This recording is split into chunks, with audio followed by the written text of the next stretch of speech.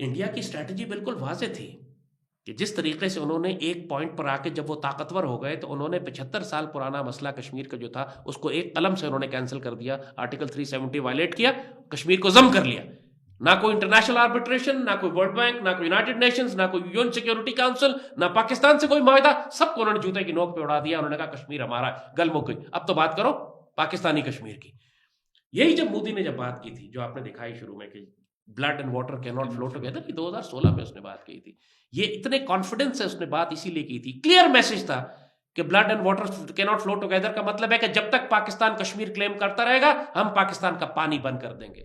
دیکھیے 1960 میں یہ ٹریٹی سائن ہوئی ہے، 1965 میں جنگ ہوئی ہے ہماری انڈیا کے ساتھ. Blood and water has flowed together, جنگ بھی ہوئی ہے، انڈس واٹر ٹریٹی بھی اپنی جگہ پہ قائم رہی ہے. 71 میں ایک مرتبہ پھر بلڈ فلو کیا، ہماری جنگ ہوئی ہے آپس میں، لیکن blood and water has flown together. 71 میں بھی انڈس واٹر ٹریٹی اپنی جگہ پر تھی. 1999 میں بھی بلڈ فلوڈ آلسو کشمیر کے اوپر، کارگل کی ہماری لڑائی ہوئی ہے، blood and water still flow together.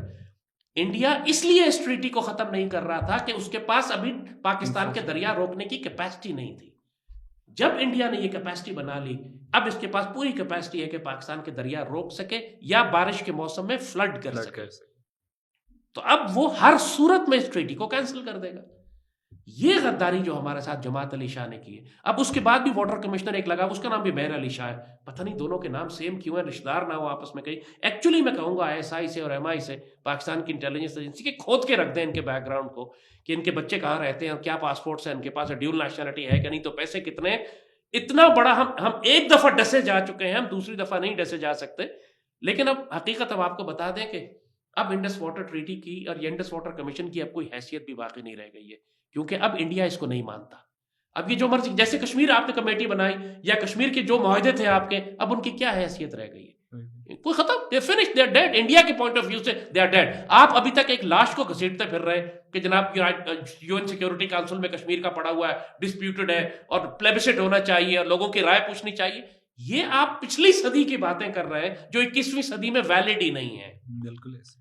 تو اسی طرح انڈس واٹر ٹریٹی بھی ہے. انڈس واٹر ٹریٹی پریکٹیکلی ختم ہو چکی ہے، اب اس کی کوئی حیثیت نہیں ہے. پاکستان اگر یہ کہتا ہے کہ انٹرنیشنل کورٹ آربیٹریشن فیصلہ کرے گی اور ورلڈ بینک فیصلہ کرے گا، تو آپ پچھلی صدی میں رہ رہے ہیں. جدید دور کے خطرات کا آپ کو احساس ہی نہیں ہے.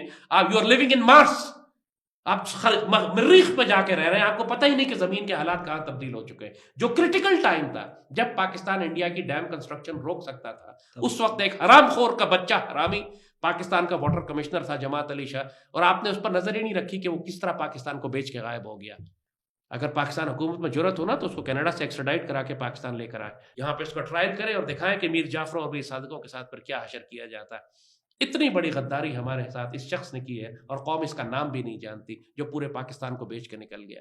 اب کروڑوں لوگ مریں گے، کروڑوں لوگ مریں گے اس ایک حرام خور کی غداری سے. ان للہ و